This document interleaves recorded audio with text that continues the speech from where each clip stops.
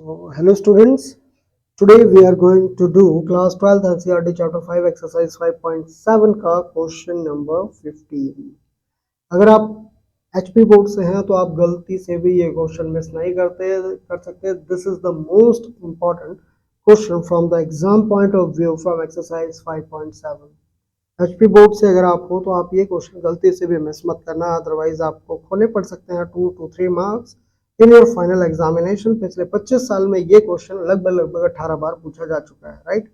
पहले paper 3 series में आते थे, सीरीज ए बी सी। अब सीरीज चेंज हो गई है, एक ही सीरीज में पेपर आता है, बट वो थोड़े से क्या होते हैं, क्वेश्चन आगे पीछे करके करके दे दिए जाते हैं, बट क्वेश्चंस क्या होते हैं, सेम होते हैं। CBSE exam point of view से भी ये क्वेश्चन काफी इंपॉर्टेंट माना जाता है। तो देखते हैं क्वेश्चन की स्टडी करते हैं। क्वेश्चन आपके पास क्या है, if y is equal to, ठीक है, आपके पास क्वेश्चन क्या दिया होगा, 500 e raise to power 7x plus 600 e raise to power minus of 7x, then we have to show that d square y by dx square is equals to 49y. So we ready everyone for the solution। तो solution है आपके पास, देखो step wise करेंगे, एक एक step को समझाऊंगा और आप कोई भी स्टेप मिस मत करना, अदरवाइज आपके मार्क्स कट हो सकते हैं, राइट। तो आपके पास है let y equals to already given 500 e raise to power 7x and plus 600 e raise to power minus of 7x, right. तो हम डिफरेंशिएट कर देंगे dy बाय dx, यानी कि डिफरेंशिएट कर देंगे with respect to the x। तो जो dy बाय dx आएगा वो आ जाएगा d बाय dx, और y की जगह आप पुट कर दोगे 500 e raise to power 7x plus 600 e raise to power minus of 7x। देखो जो बच्चे पढ़ने में बहुत अच्छे हैं वो तो डायरेक्ट यहीं से सॉल्व कर देंगे, लेकिन मैं डायरेक्ट इसलिए नहीं सॉल्व कर रहा हूँ क्योंकि बेटा अपना टारगेट क्या है, अपना टारगेट वो बच्चे नहीं है, उनकी हेल्प तो चलो हो ही जाएगी जो बच्चे पढ़ने में बहुत अच्छे हैं, राइट। अपना टारगेट है कि हर बच्चे को ये स्टेप, एक एक स्टेप समझ में आ जाए, ठीक है। दैट्स वाई मैं ये हर स्टेप यहाँ पे लिख देता हूँ। अदरवाइज करने को हम इसको डायरेक्ट भी सॉल्व कर सकते हैं। क्या हो जाएगा, 500 कॉन्स्टेंट है, ये बाहर आ जाएगा, e raise to power 7x हो जाएगा, प्लस 7x की इंटीग्रेशन क्या हो जाएगी, 7 हो जाएगी, डायरेक्ट मल्टीप्लाई कर देंगे, कोई दिक्कत नहीं है। तो इसका आ जाएगा 7 into 500 e raise to power 7x।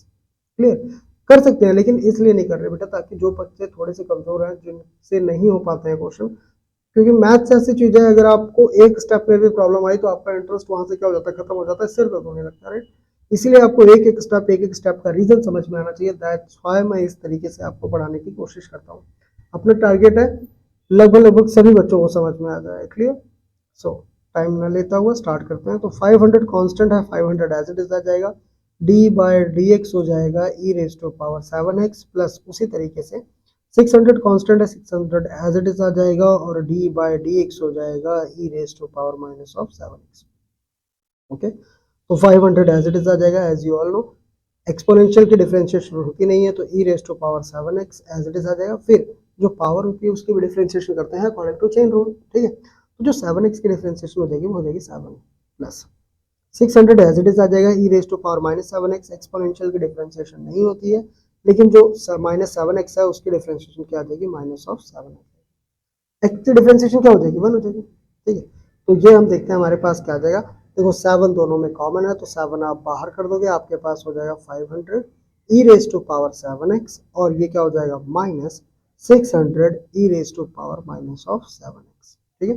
ये आपके पास क्या गया, d y by d x आ गया। अब आप इसको क्या करेंगे, फर्दर डिफरेंशिएट कर देंगे। तो जब आप इसको फर्दर डिफरेंशिएट कर देंगे तो देखो आपके पास जो आंसर आने वाले हैं, ठीक है, वो आंसर आपके पास क्या आ जाएगा। जब आप इसको फर्दर डिफरेंशिएट करेंगे तो देखो आपके पास आंसर क्या आ रहा है, d square y by d x square, d square y by d x square. तो ये क्या हो जाएगा, डी बाय डी एक्स हो जाएगा। डिफरेंशिएट कर रहे हैं फर्दर किसको, d y by d x को, ठीक है। तो ये आपके पास आ जाएगा डी बाय डी एक्स, और d y by d x की जगह हम वैल्यू पुट कर देंगे किसकी, इसकी 7, और ये क्या आ जाएगा 500 e raise to power 7x minus 600 e raise to power minus of 7x, ठीक है। यही क्वेश्चन को सॉल्व कर देते हैं। तो ये आपके पास क्या आ जाएगा, d square y by d x square, ठीक है।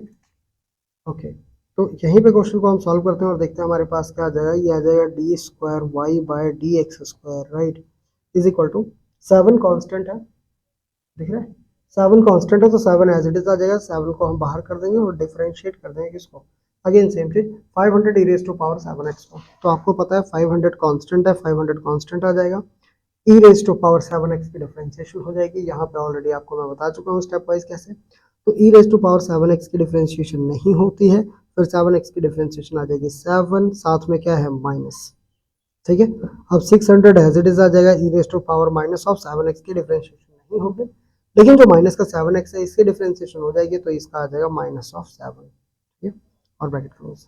अब आपके पास क्या आ जाएगा, d square y by d x square is equals to 7 रहेगा। यहां से भी हम 7 क्या कर देंगे, कॉमन ले लेंगे, ठीक है। तो ये आपके पास आ जाएगा 500 e raise to power 7x, और ये माइनस माइनस क्या हो जाएगा, plus 600 e raise to power minus of 7x, ठीक है। अब ये 7 7 जा क्या हो जाएगा 49, तो d square y by d x square आपके पास आ जाएगा 49, और ब्रैकेट के अंदर क्या बचेगा 500 e raise to power 7x plus 600 e raise to power minus of 7x। तो जब आप इसको ध्यान से देखोगे तो आपको पता चलेगा कि जो ये चीज है ये किसके बराबर है, ये y के बराबर है, 500 e raise to power 7x plus 600 e raise to power minus of 7x। तो जो हमारे पास d square y by d x square आएगा, इसको हम क्या लिख सकते हैं 49, और इस कंप्लीट को हम क्या लिख सकते हैं y लिख सकते हैं, तो इसको लिख सकते हैं y, ठीक है। हमें यही प्रूव करना था, तो hence proved and this is our required answer, ठीक है। एग्जाम पॉइंट ऑफ व्यू से बेटा मैंने आपको बता दिया है, this is the most important question, right, इसको जरूर कर लेना आप। So pause the video to note it down everyone. मिलते हैं आपसे नेक्स्ट क्वेश्चन में, तब तक के लिए कीप प्रैक्टिस कीप लर्निंग। जय माता दी।